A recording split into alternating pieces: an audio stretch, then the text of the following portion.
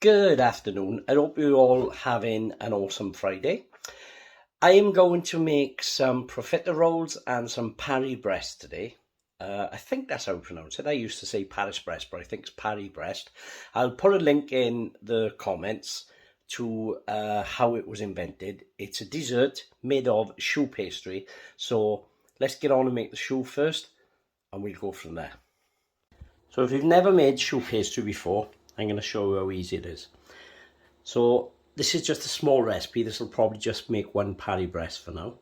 It's 35 grams of butter. It's 1 tablespoon of caster sugar, 50 grams of plain flour, 1 egg beaten, which I haven't done yet, and 100 milliliters of water. The butter, the water and the sugar have gone into the pan, and now I'm going to bring it to the boil. Right, that's come to the boil. So while it's still on the heat, we need to put our flour in and quickly stir it all. Keep stirring until it all comes into a ball. See it all coming into a ball. There we go. So it's come into a ball. It's come away from the side. The reason we leave it on the heat is so that it cooks the flour out and there's no bitter taste. Now the choux is not at the piping stage at the moment. This next stage is the most important of all. You have to let this mixture cool down before you put in the beaten egg, because otherwise it's just going to cook your egg, scramble your egg, game over. So let's just keep stirring this and let it cool.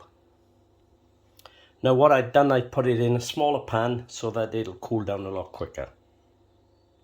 There we go. Now our mixture has cooled down, so we're going to put the 1 beaten egg in, but just keep a little bit back. You'll see why in a minute, only a little spoonful. So we've got to beat this now until it's a nice smooth mixture. And there we have it, a nice soft mixture, ready to put into our piping bag. If you are using greaseproof paper, at this point you can draw a small circle on it for piping, but I'm going to show off and do this freehand. There we go. So I've managed to pipe out the ring of choux pastry. I had a little bit left over, so I did 4 little profiteroles. So it's time to get this in the oven. Now when it goes in the oven, we want to bake this at 200 degrees centigrade. If you've got a fan oven, then it's 180, and you want to do this initially for 20 minutes. After that 20 minutes, reduce it to 110, cook for another 10 minutes, and then turn off the oven. Do not, I repeat, do not open the oven. Leave the oven closed for 30 minutes before you take this out. Now, what did we keep that little bit of beaten egg back for? What we're going to do before we put this in the oven is just give it a little wash around the top,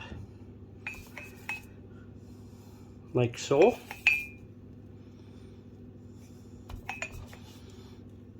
I'm only going to do the one, I'm not going to do the profiteroles with it. Right, so we've washed the top with some beaten egg, and we sprinkled on some lovely almonds.